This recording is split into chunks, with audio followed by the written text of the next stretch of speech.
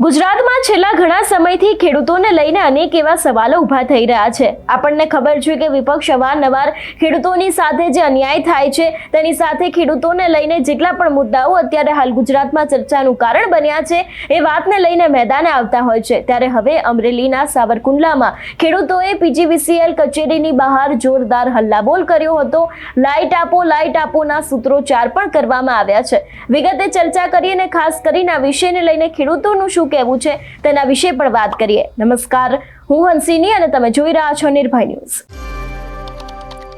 ગુજરાતમાં આજે પણ ઘણી બધી એવી જગ્યાઓ છે કે જ્યાં પાયાની સુવિધાઓ નથી મળતી। ઘણા લોકોને રોડ રસ્તા નથી મળતા તો ઘણા લોકોને વીજળી નથી મળતી। ત્યારે હવે અમરેલીના સાવરકુંડલામાં ખેડૂતો છે એ લોકો રોષે ભરાયા હતા અને ખાસ કરીને રાત્રિના સમયે પીજીવીસીએલ કચેરી છે એનો ઘેરાવ કરવામાં આવ્યો હતો। ત્યાં પહોંચ્યા હતા, હલ્લાબોલ કર્યો હતો, અધિકારીને પણ ક્યાંક ને ક્યાંક ખખડાવ્યા હતા કે શા માટે થઈને અમને વીજ પાવર નથી આપવામાં આવતો તેવી પણ વાત સીધે જ અધિકારી સાથે કરવામાં આવી હતી। ખાસ કરીને વીજ પડીના ઘણા બધા એવા ખેડૂતો છે એ લોકો રાત્રિના સમયે પીજીવીસીએલ કચેરીએ પહોંચ્યા હતા। 50 જેટલા ખેડૂતોએ કચેરીની અંદર જ હલ્લાબોલ કર્યું હતું। ખાસ કરીને છેલ્લા ઘણા સમયથી આ ગામના ખેડૂતો છે એ લોકો ખૂબ જ પરેશાન છે, એટલા જ માટે થઈને તે લોકો પીજીવીસીએલ કચેરીએ પહોંચ્યા હતા। લાઇટ આપોના સૂત્રોચ્ચાર કરવામાં આવ્યા હતા। રાત્રિના સમયે ખેડૂતોના હલ્લાબોલથી પીજીવીસીએલના અધિકારીઓ છે એ પણ દોડ્યા હતા અને ખાસ કરીને તરત જ ત્યાં પહોંચી ગયા હતા અને ખેડૂતોએ રાત્રિના આવેદનપત્ર પાઠવીને વીજળી ટાઈમસર મળે તેવી માંગ કરી છે। વધુમાં ખેડૂતોએ સૂત્રોચ્ચાર કયા કર્યા હતા એ દ્રશ્યો ઉપર નજર કરીને બાદ આવેદનપત્ર પાઠવતા અધિકારી સાથે શું વાતચીત થઈ હતી તેને પણ સાંભળીએ।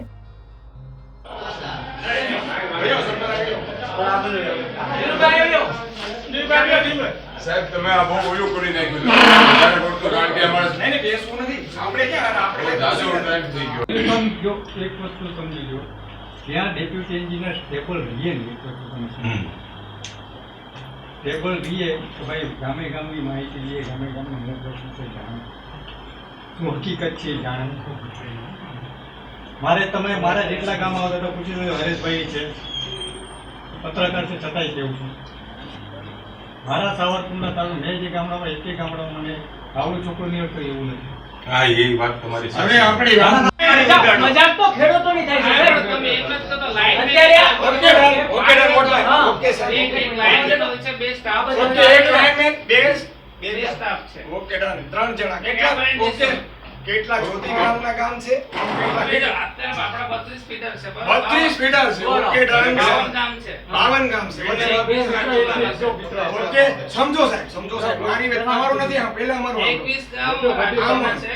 જી હવે આપણે જો એક વસ્તુ સમજી જી જે બોલો પ્રશ્ન હલ કરવા માટે આપણે બધા જી સાહેબ કેટલા દિવસ બિલકુલ સાહેબ આ ઓકે રજૂઆત ડન તમારી ઓકે સાહેબ ને સાંભળો, આ બોલો સાહેબ, દાદા એ વાત કરી લે, બોલો હા જે આપણે કોઈ ઓળખ ના, નથી, આપણે એકબીજાને સહકારથી કરતું કોઈ આપણે પ્રશ્ન હોય. સહકાર સાહેબ 2 વર્ષ થઈ ગયું ઓકે સાહેબ અમે તમારી હારે જ છીએ બોલો બોલો આપણે કે તમે આમ જશો કે અમે આમ જશું ના સાહેબ એ બે હાથથી તમે લોકો પડે એકથી નહીં પડે બોલો બરાબર સાચી વાત. જો તમારી ઈચ્છા હોય તો મને તો અત્યારે ફોન આવ્યો તો સાહેબ વિચાર. જી જી એમ નહીં તમારે એવું સ્ટાફ નથી, ભરતો હોય તો તમારે ઉપર તમારે સ્ટાફ ભરતો હોય સાહેબ તો ઉપર તમારે ઉપર નથી આપતા એવું છે તમને તમારે સાહેબ તકલીફ જાગતા તો ઓફિસમાં કેમ નથી નહીં આજે ટાઈમનો કોઈ સ્ટાફ છે બીજા સાહેબ ક્યાં છે બોલાવો બોલાવો નાઈટ વર્ક ઓફિસ તો નાઈટ શિફ્ટ પણ અરે સાહેબ પણ અમને તો અમને તો કેટલા કલાકનું પાણી હોય? સાહેબ એક મિનિટ. અમે તો 24 કલાક કરીએ છીએ અમારે જાગતા જ હોય છે તમે ગમે તે કરો છો અમે સવારથી સાંજ સુધી જાગીએ જ છે। ઓકે સાહેબ હું તમને એક પૂછું છું કે અત્યારે આપણે કેટલા ગામ છે કેટલા માણસ છે કેટલા કામ ત્યાં લાઈન અત્યારે લાઈન સ્ટાફમાં કેટલા માણસ છે બે માણસો છે લાઈન 2 માણસ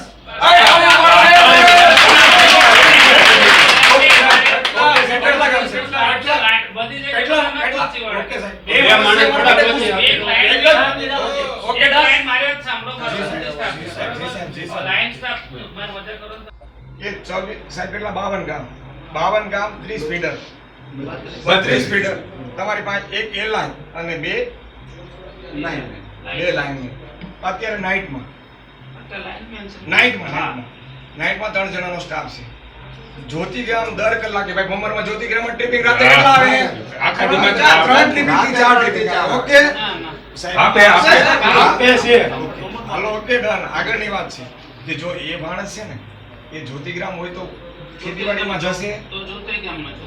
ઓકે. કારણ કે ગઈકાલની વાત હતી, અમારું ફીડર હું એમની પાસે કરાવતો હતો, તમને ખ્યાલ? આંબળી ગયું, એ લોકો ત્યાં જતા રહેતા હતા, પણ મેં બળજબરીથી એમની પાસે કામ પૂરું કરાવ્યું. ઓકે, હું એમ કહું છું કે એ લોકો માનસિક રીતે તંગ થઈ જાય છે. 3 માણસોને તમે એના પર એટલું મૂકો, તો હું એમ કહું છું કે થોડાક દિવસ પહેલા તમે મોટી જે ટીમ લઈને આવ્યા હતા, કેટલા જણાની ટીમ હતી? Checking માટે. એક મિનિટ, કેટલા જણાની સાહેબ ટીમ હતી? આપણે સુરેન્દ્રનગરથી આવી હતી. જી. આપણે જે આવી કેટલા જણાની ટીમ? ઓકે સાહેબ, કેટલા જણાની ટીમ હતી? એ તો કેટલા 40 ગાડી હતી, મેં ગણી હતી. 40 ગાડી હતી સાહેબ. 40 ગાડીની અંદર 20 એક ગાડીની એટલે 200 અંદર જણા. 5 વ્યક્તિ બેઠા હતા, એટલે 250 જણા થયા છે. તમારી પાસે અમારી ઘરે કાટલો પકડવા માટે 250 માણસનો સ્ટાફ છે, પણ અમને પાવર આપવા માટે 3 જ માણસ. હાલો, સમજી લીધું. તમારી પાસે મારી ઘરે મારું હું બિલ નથી ભરી શકો સમજશે સાહેબ, તો તમારે લાઈન ઉતારવા માટે 10 માણસો છે એક ગામ માટે, તમારે સર્વિસ માટે 1 માણસ નથી. સમજો ભાઈ, આપણી પાસે જીએબી જ્યારે ચાલતી હતી, જીએબી હતી ત્યારે આપણું એક ગામ હતું. આપણું એક ગામમાં એક હેલ્પર હતા. હેલ્પર મારા ઘરે લાઈટનો છેડો તૂટી ગયો તો બાંધવા આવતો. ઈ હેલ્પર આપણે હેલ્પ કરતા હતા, કોઈ બળજબરીથી કાટલો પકડીને પૈસા લેવા નહીં આવતા. ઈ આપણા ઘરે હેલ્પ કરવા આવતા હતા. આ લોકો હું આવે છે બળજબરી. સર્વિસ માટે નહીં, સર્વિસ માટે નહીં. સર્વિસ માટે કહે તો હું કે માણસો અમારું કામ નથી. હવે અમારું એક મહિનાથી વરસાદ નથી, બરોબર છે? એક મિનિટ, ભાઈ, એક મિનિટ. હા. અમે સાહેબ આ કાગળ તમને ગુજરાતી વાંચતા આવડતું જ હોય ને, તમે વાંચો સાહેબ. આ તમને મેં કઈ તારીખે આપ્યું? 23/1/2025 તારો તમારા સાહેબ કાર્યપાલક ઇન્જિનિયર સાહેબે મને જવાબ લખ્યો. તમે વાંચો, આમાં લખ્યું છે કે અમે તમને 1 મહિનાની અંદર તમારું ફીડર અલગ કરી આપશું સાહેબ. આજની તારીખ કેટલી છે સાહેબ? આજે 5 છે. અમને તો ખેડૂતોને ઈ ખબર ન હોય તારીખ કઈ છે. ના, 5 તારીખ છે, 5 ઓગસ્ટ. ઓ સાહેબ, તો મને લાગે છે કે 8 મહિના થઈ ગયા છે ને. હજી નવરા થાય નહીં કરે ને. હા યાર, એ એની પાસે ત્રણ જણાથી તોડી જાય. હા. છે કે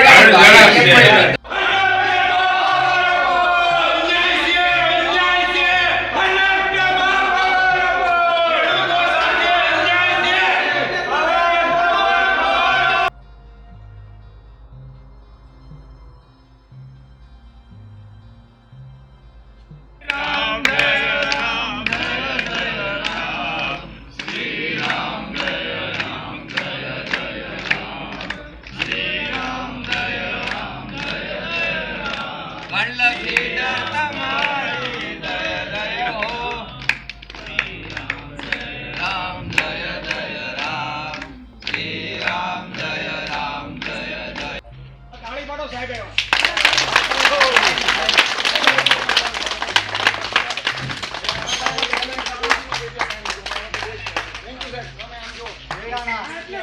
તાળી પાડો